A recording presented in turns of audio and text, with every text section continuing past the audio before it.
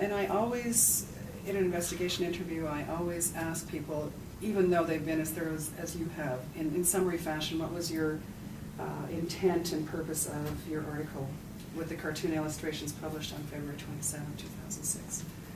Why is that a relevant question? Under section 3.1a, it talks about intention, purpose. We like to get some background as well.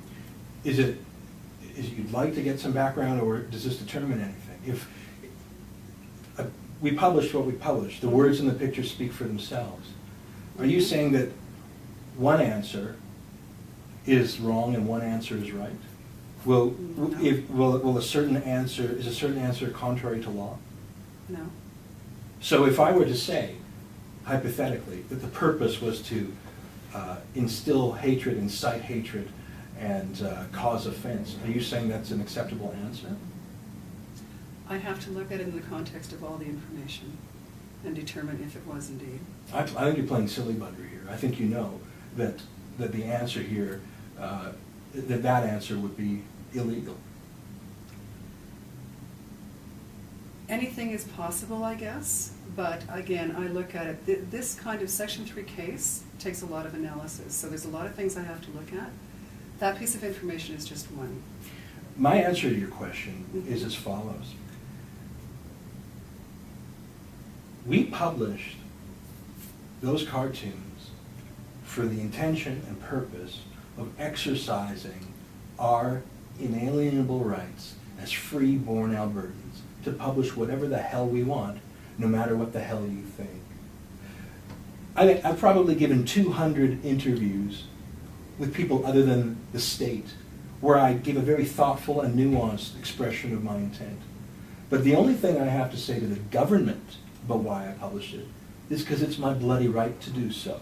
And it's my right to do so for reasonable intentions, and it's my right to do so for extremely unreasonable purposes.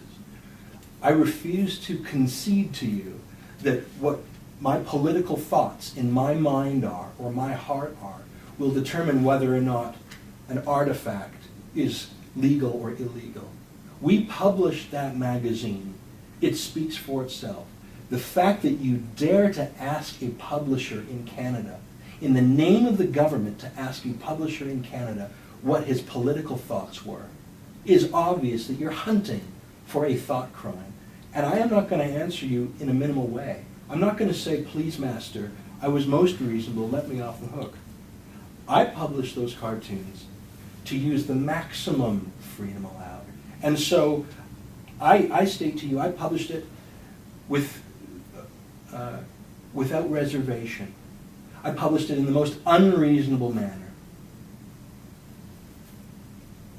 Sorry, what do you mean by unreasonable manner?